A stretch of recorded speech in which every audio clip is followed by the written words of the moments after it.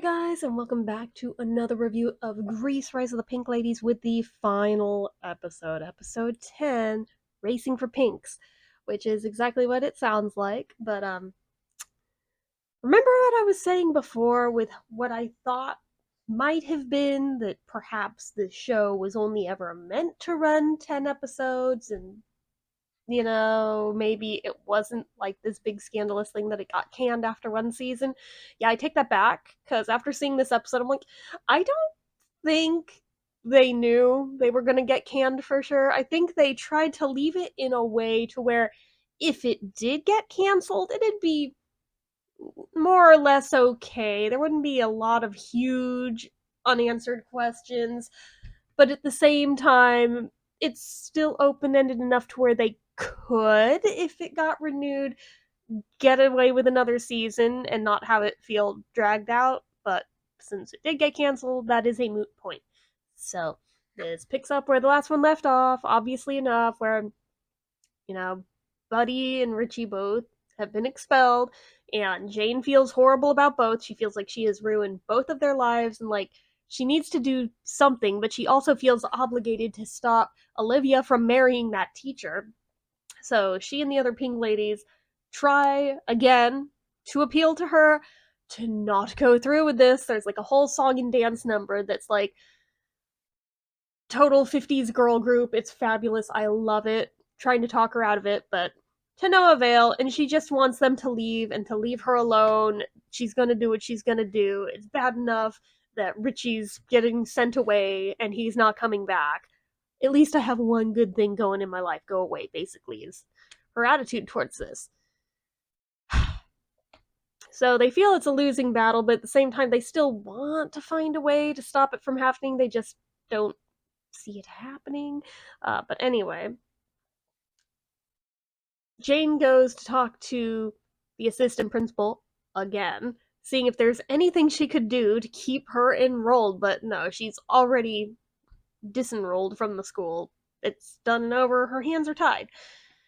And Jane's pretty mad at that. She's like, don't you ever get sick of your hands being tied? And yeah, probably shouldn't snap at your superior, but whatever. Anyway, so she's about to leave that, and she catches oh, why do I always blank on the blonde girl's name? The one that has a bad buddy. You know who I mean anyway. So she is talking to the principal, trying her damnedest to get him to bend the rules and let him come back, but too late, and he's trying to make a statement by cracking down on teen delinquency and da da da da da. So yeah, can't let him back. It's a whole thing. The whole thing there, though, is that I can't let them come back unless one of them owns up, as well as everyone who witnessed that fight, as to who was to blame. Then the other one can come back. So Jane's like, well, maybe that's a thing. So she basically gathers up everybody who was there that night, tells them about that. Obviously, it kind of starts a whole shit show fighting back and forth of whose fault was it really. And ultimately, they decide, you know what? Let's race for it. If the T-Birds win, we'll say Buddy started it. But if Buddy wins, we'll say Richie started it. Fair? Fair. But Richie's not even here to do it. It's like, cool, so who are we gonna get to race in his place? So the next in line in the T-Birds offers, but Buddy technically has a better car anyway, so they're thinking, yeah, that's fine.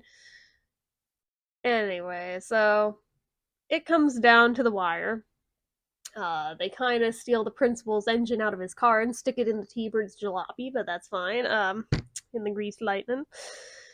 And right before the race is about to start, oh, Blondie bitch decides to just accidentally knock the hood shut while they're still working on tweaking last final things, and it slams on his fingers. He can't drive, he can't race, and she's thinking, oh darn, guess you'll have to forfeit. Cheating just like she's been doing the entire damn time, but that's beside the point. Jane offers to step up, and Buddy's like, yeah, that wouldn't be a fair race. She's like, oh, I'm sorry, I thought you wanted me to have a fair race. So Blondie decides to step up and is like, I'll race her. We both failed driver's ed. It'll be a fair race. And Buddy's very averse to this, like, somebody's gonna get hurt for sure, but whatever. So they race. And initially it looks like Jane's winning until she starts pushing the car too hard and I can't handle it. And ultimately, the blonde girl wins. Yup. Yup. So, looks like all hope's lost because now, once again, the white boy gets away with everything, except for the fact that he has some civility and had already called the principal that morning and owned up to everything. Because he wants Richie to come back. He at least has a soul. His father doesn't, but I mean, he does, so whatever. So that's like a whole thing that takes up a good portion of the episode. There's also tying up the loose ends of Cynthia and the girl that she had messed around with from the drama class, and she's really trying to just get her to talk to her about why can't we be a thing, and she finally opens up that there was another girl before her that up and bailed on her and then pretended like it never happened, and I can't handle that happening again. So Cynthia's trying to figure out how is she going to prove to her that she's not like that and she's not going to do that. At the same time, she feels like she can't tell anybody about any of this. Except that she does end up telling Nancy, more or less, on paper. It's actually a very cute scene how she ends up telling her. I don't want to give all of it away in case anybody does still want to watch it without all of the spoilers, even though I'm giving away most of the spoilers, let's be real. But it is very cute. And I like that it's supportive, and I like that for something set in the 50s that they went there and they did it in a non-vilifying way, and that ultimately it does all work out for her by the end of the episode. But yeah, so that still leaves us with the problem of Olivia marrying the teacher. The pink ladies show up to crash the wedding. And they're like, yeah, so I just want to say I'm sorry for like ruining everything. You don't have to go through with this though. Honestly, if you don't want to go through with it, there's a car running outside. We can get you the hell out of here. But if you do want to go through with it, you have 3 bridesmaids ready to go right here. Technically 4, because I forgot. They roped Hazel in as an additional pink lady. Figures that they wait till the final episode. I'm like, see, if there had been a season 2, it would have been nice to see how she'd have done as a pink lady, but left it till the last episode. That kind of sucks. That kind of sucks because I feel like she had potential to be a cool character, and I feel like she got shafted so much through the whole series. But I mean, for as much as the show tried to push diversity, it's like they still kind of got it tone deaf, in my opinion, on that move. But anyway, and on a lot of things concerning that character, which is really sad because I was kind of pulling for her. I kind of really wanted to see her succeed more than she did. I was like, damn it. Oh well. Anyway, so she ends up not going through with it because she admits to the teacher that, with Richie getting sent away and everything, I just wanted to cling on to anybody that would be stable in my life. But now I realize I have 3, maybe 4 really good friends who have my back no matter what. And basically, fuck this. And they bail. And they go, like, to the school carnival because, Grease. How does Grease end? Yeah, it be like that. They even leave it on a final note that's kind of like a nod to the movie. Because, oh, here suddenly comes a new T-Bird. Someone Zuko. Danny, perhaps? Don't know because they never gave a first name, and that was the final episode of the series, so we'll never know for sure if it was Danny or Danny's older brother, seeing as Frenchie is the younger sister of Jane in this. So by the time Jane would have graduated is about the time Frenchie would be starting high school. Therefore, it stands to reason Danny could have had an older brother, maybe. We don't know. Anyway, so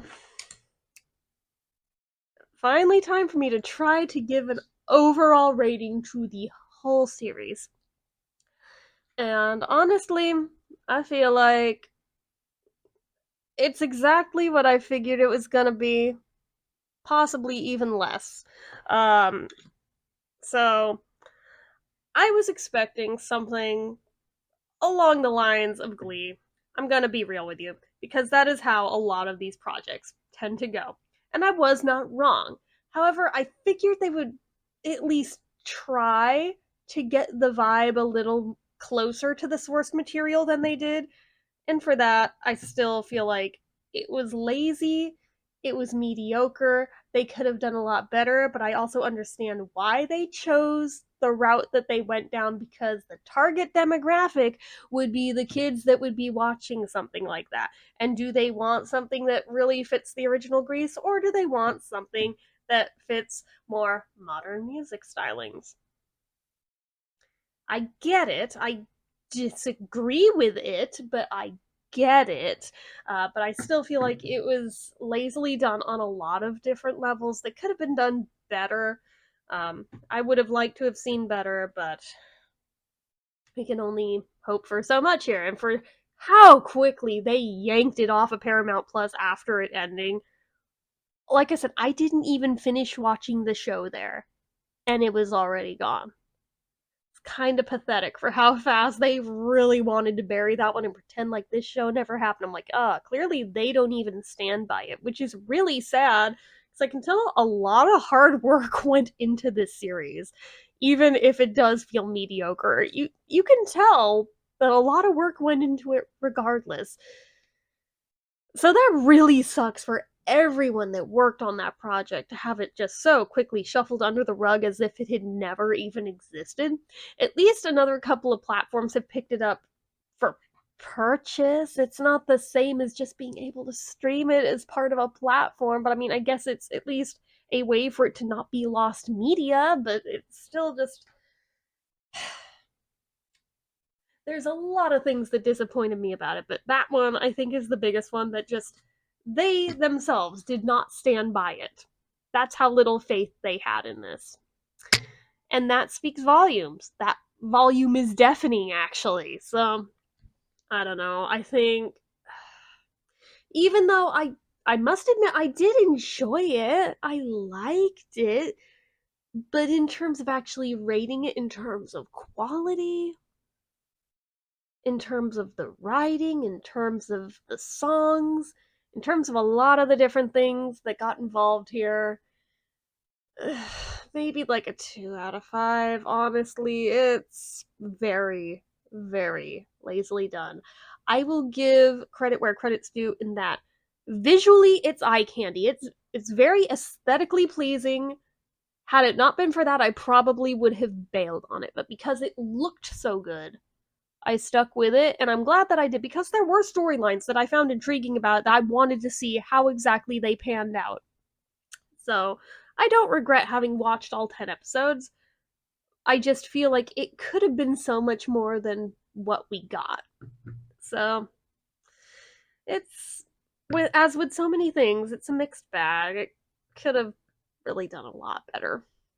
But them's the breaks. So, anyway. I guess that's that, and now off to find another show to watch to take its place that I can review. So anyway, that is it for this one, I guess. So you know what to do. If you like this video, go ahead and give it a like. If you're not already and you'd like to be, click subscribe, hit that notification bell icon so you never miss an upload, leave comments down below. Make sure you're following my social media accounts, my Facebook fan page, my Twitter, my Instagram, my eBay, my Reddits, everything and more. It's all down below. And if you like what I do here on this channel and you'd like to help support it, the donation link, as always, is down in the description. Anyway, guys, till next time, see ya.